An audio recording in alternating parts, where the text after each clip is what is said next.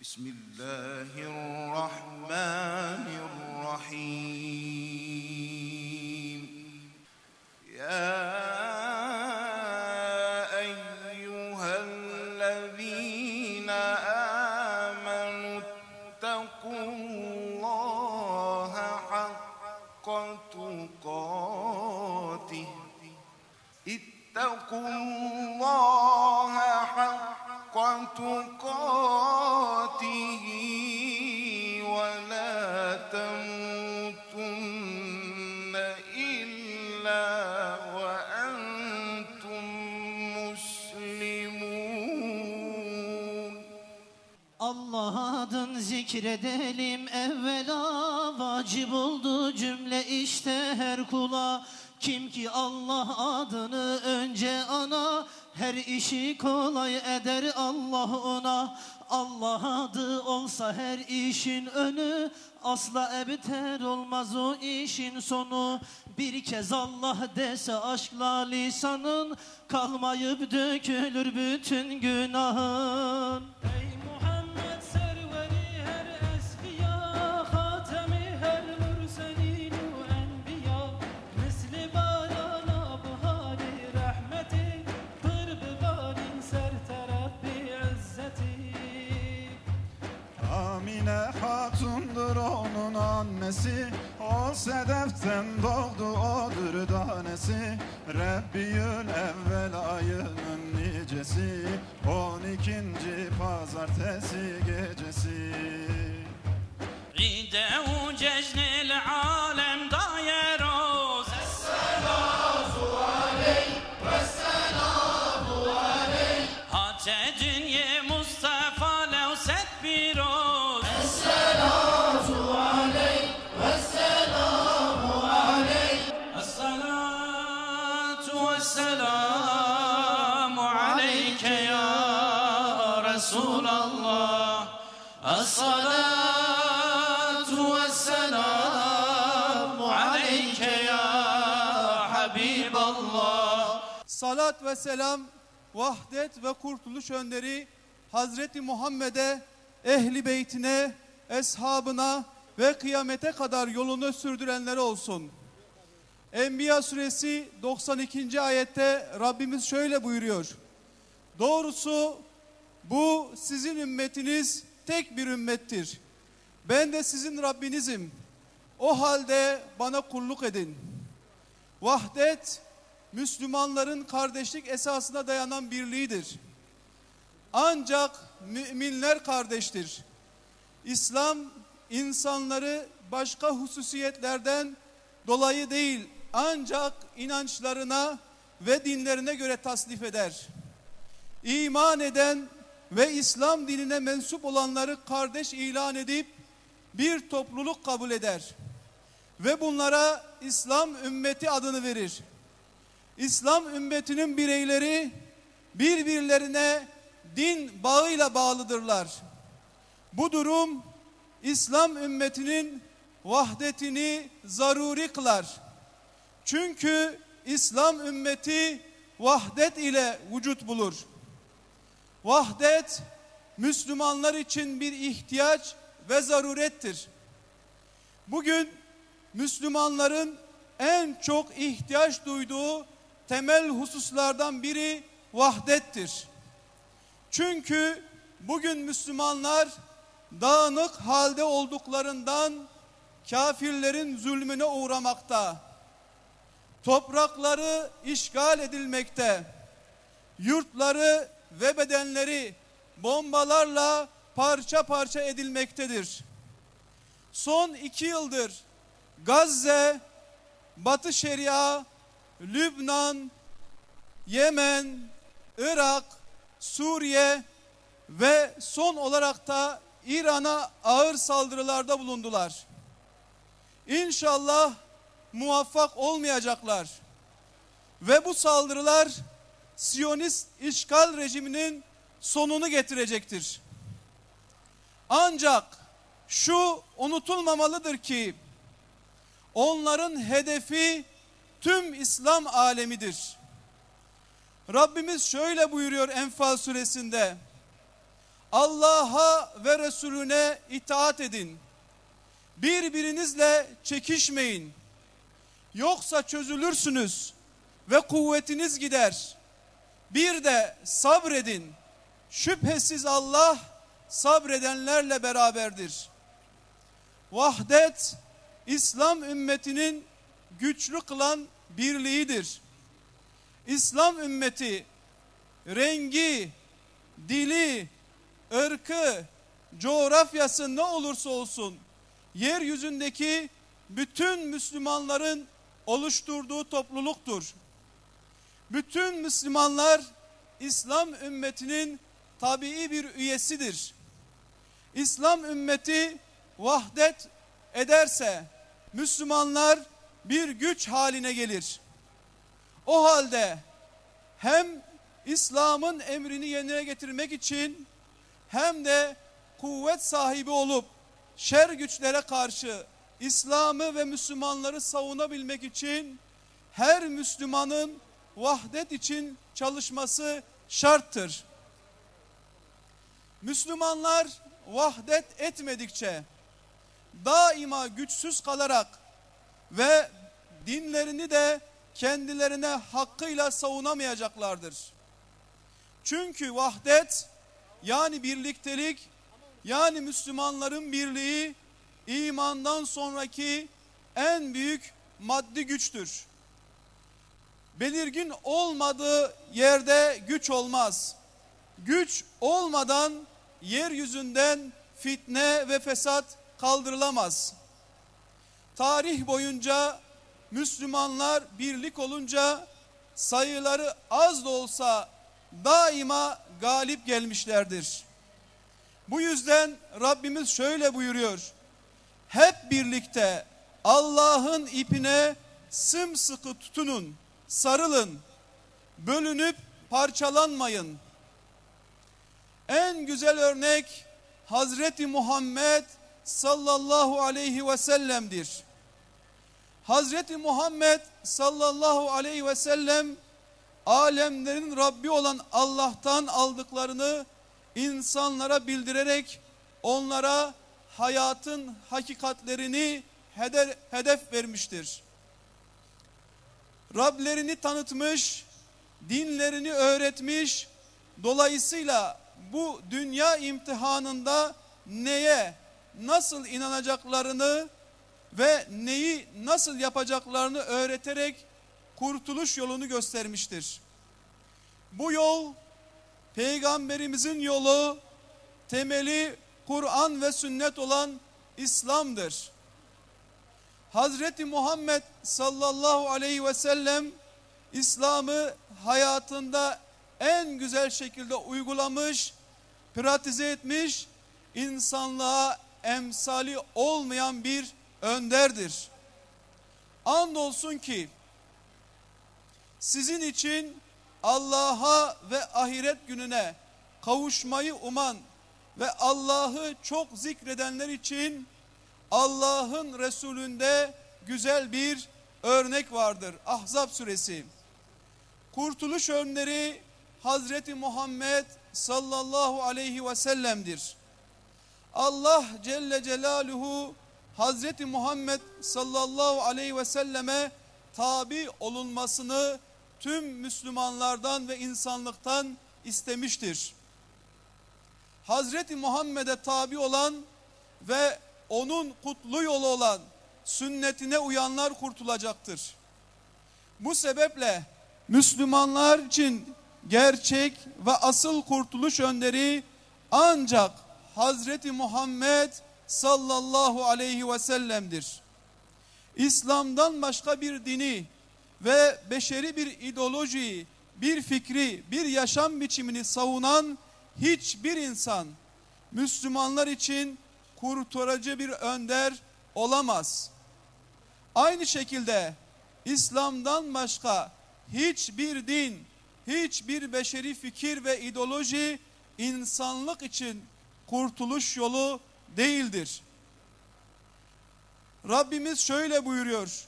Nisa suresi 13. ayet. Kim Allah'a ve Resulüne itaat ederse Allah onu içinde ebedi kalmak üzere altlarından ırmaklar akan cennetlerine yerleştirir. İşte büyük kurtuluş budur. O halde gerçek kurtuluşa ermek için her Müslümanın Hazreti Muhammed sallallahu aleyhi ve selleme tabi olması, uyması, sünnetine uyması, getirdiği İslam'ı din ve dava edilmesi mutlak bir gerekliliktir. Hazreti Muhammed sallallahu aleyhi ve sellem yegane kurtuluş önderidir. Rabbimiz şöyle buyuruyor. Ali İmran suresi 185. ayet. Her nefis ölümü tadacaktır. Yaptıklarınızın ecri kıyamet günü size taslaman yani eksiksiz verilecektir. Kim ateşten yani cehennemden uzaklaştırılıp cennete koşarsa gerçekten o kurtuluşa ermiştir. Bu dünya hayatı yani içinde bulunduğumuz dünya hayatı aldatıcı bir menfaatten, bir geçimlilikten başka bir değildir. Allah hepinizden razı olsun. Peygamber Sevdalıları Vakfı 2026 Mevlid-i Nebi mesajı. Şu zulümat çağında, hasretin doruğunda, şu zulümat çağında, hasretin doruğunda, aşkınla kavrulmuşuz yolundayız yolunda. Aşkınla ya Muhammed yolundayız yolunda. Seni sordum Mekke'nin Hira mağarasına, seni sordum Yesrib'in senin kokan taşına, seni sordum Taif'in mahzun sokaklarına, seni sordum ey Resul, seni sordum dün gece, seni sordum Taif'in mahzun sokaklarına, seni sordum ey Resul, seni sordum dün gece. Habibi Rabbimeyi, Ronaya Çavemeyi, ve Karojel Peşameyi, selam liserte Muhammed. Habibi Rabbimeyi, Ronaya Çavemeyi, ve Karojel Peşameyi, selam liserte Muhammed. Ey Müslümanlar! Biz niye bu haldeyiz? Niye Aksa'mıza sahip çıkamıyoruz? Niye Gazze'mize sahip çıkamıyoruz? Niye oradaki kardeşlerimize bir bardak su ulaştıramıyoruz? Niye bu zillete boyun eğiyoruz? Niye elimizi düşmanımıza açıyoruz? Umudumuzu onlara bağlıyoruz. Bu zilletin sebebi ne? Bu zayıflığın sebebi ne? Düşmanın çok güçlü olmasından mıdır gerçekten? Hayır. Kesinlikle hayır. Bu zilletin en büyük sebebi ümmet olarak, Müslümanlar olarak ihtilaflarımızdır. Birbirimize düşmemizdendir. Birbirimize sırt çevirmemizdendir. Kur'an'ın ayetlerini hayatımızdan çıkarmamızdandır. Peygamber Efendimiz sallallahu aleyhi ve sellemin nasihatlerine kulak asmayışımızdandır. Tekbir! Tekbir! Ve la tenaza'u fetefşelu ve tezhebe rihukum. Biz bunu çok okuduk, çok dinledik. Bu sakın tartışmayın, münakaşa etmeyin, birbirinizle uğraşmayın ey Müslümanlar. Dağılırsınız, parça parça olursunuz, gücünüz düşer, kafirlerin kalbindeki heybetiniz kaybolur. Evet, işte bu oldu. İşte bu oldu. O yüzden kıymetli Müslümanlar, bizim bütün bu çilelerden, dertlerden, zilletten kurtulmamızın tek çaresi var. O da özümüze dönmektir. Kur'an'a kulak vermektir. Peygamberin sünnetine yapışmaktır. Bu hakikatleri hayatımıza yer edinmektir. Başka çaresi yoktur. Bir an önce bunu gerçekleştirmemiz lazım. Bakın biz vahdet içerisinde olduğumuz zamanlardaki ecdadımıza bakın. Selahaddin Eyyubiler, Nureddin Zengiler, ümmeti bir araya getirerek Kudüs'ü fethetmediler mi Siyonistlerin elinden? Bizans'ın Haçlıların elinden kurtarmadılar mı? Peki Fatihler bu memleketleri nasıl fethetti? Kürdüyle, Türküyle, Arabıyla, Acemiyle omuz omuza cephelerde oldukları zaman fetihler gerçekleştirdiler. Malazgirt ruhuyla, Çanakkale ruhuyla ne muhteşem zaferlere imza attı ecdadımız. O ruh neydi? O ruh Kur'ani ruhtu. O ruh İslami ruhtu. Peygamber Efendimiz'e ittibaın beraberinde getirdiği güçtü. Başka bir şey değildi.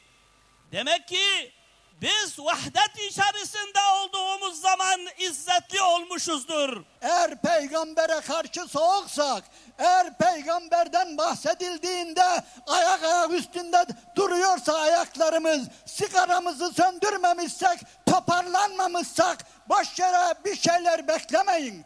Bu kuru bir takım adet değil. Eğer o peygamber adı anıldığında, sünneti anıldığında, onun bir tavsiyesi, onun bir emri anıldığında, eğer bizde bir değişiklik olmuyorsa maalesef bu iş kötüdür. Onun için tez zamanda bu hastalıktan kurtulmak zorundayız. Allahu Teala bugün o aziz olan Müslümanlarla zelil olan, rezil olan, necis olan kafirleri karşılaştırıyor. Evet, bugün yeryüzünde, Gazze'de ve başka yerlerde, İslam aleminin her yerinde, cihad olan her yerinde gerçekten aziz mi aziz? Aziz olan kullarını ortaya çıkarttı. Dünyaya gösterdi, Avrupa'ya gösterdi. İşte izzet budur. İşte Allah'ın aziz ettiği insanlar budur diye. Muhterem kardeşler, kimse sizin moralinizi bozmasın. Kaybetmediler.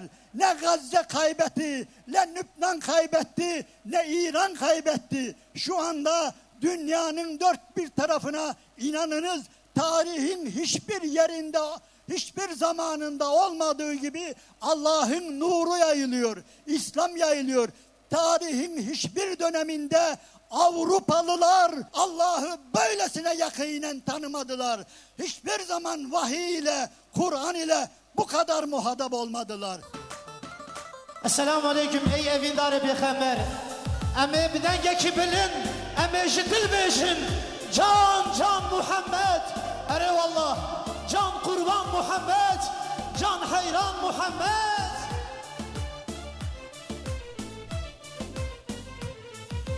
Bizgin aram be alem. Can Muhammed. Be khundin u be kalem. Can Muhammed.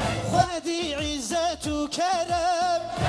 Can Muhammed. Dermani derdu elem. Can Muhammed. Can kurban Muhammed. Can hayran Muhammed. Önderimiz peygamber, Kur'an'dır bize rehber. Din Sürreyya'dan geldi Allahu Ekber. Önderimiz peygamber, Kur'an'dır bize rehber. Din Sürreyya'dan geldi Muhammed'i savaş erleri, Kur'an yolunun cengaverleri. Ey Muhammed'i savaş erleri, Kur'an yolunun cengaverleri. Yıkılsın artık put düzenleri, şehadet direniş çağrımız bizim. Şehadet direniş çağrımız bizim. Laleler yetiştirir kanımız bizim. Laleler yetiştirir kanımız bizim. Esselamun aleyküm ve rahmetullahi ve berekatuhu. Ey Allah'ın seçkin kulları! Allah'ın rahmeti, bereketi üzerinize olsun. Sizler uzak ve yakından buraya teşrif edip Allah Resulü'nün sevgisiyle buraya geldiniz. İnşallah Teala kıyamet gününde de aynı bu şekilde Resulullah'ın etrafında kenetleneceğiz. Ya Resulallah, biz seni sevdik. Sevgimiz devam etti. Senin için çileler çektik. Ama usanmadık, bıkmadık diyeceğiz. Bismillahirrahmanirrahim. Çok değerli kardeşlerim, içinizde muhakkak duaları çok makbul olan kardeşlerimiz var. Canı gönülden yapacağımız duaya amin demenizi istirham ediyorum. فَلِلَّهِ الْحَمْدُ رَبِّ السَّمَاوَاتِ وَرَبِّ الْأَرْضِ رَبِّ الْعَالَمِينَ وَلَهُ الْكِبْرِيَاءُ فِي السَّمَاوَاتِ وَالْأَرْضِ وَهُوَ الْعَزِيزُ الْحَكِيمُ.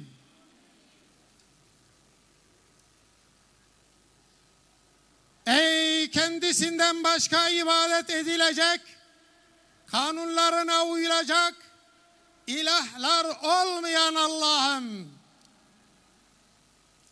vecihinin celaline, saltanatın azametine layık hamd ve senalar olsun sana. Vahdet ve kurtuluş önderimiz Hazreti Muhammed Mustafa'ya, onun tertemiz ehli beytine, tüm peygamberlere ve seçkin sahabelerine kelimelerin sayısı kadar salat ve selam olsun. Allah'ım, sana dua edildiğinden kabul ettiğini ismi azamın hürmetine senden niyaz ediyor, duamızın kabul olmasını diliyoruz. Ey merhametlilerin en merhametlisi, şanı yüce Allah'ım, senin şefkat ve merhametine sığındık. Bu meydandan toplanan tüm kardeşlerimizin günahlarını bağışla ve cennetlik eyle ya Rabbi.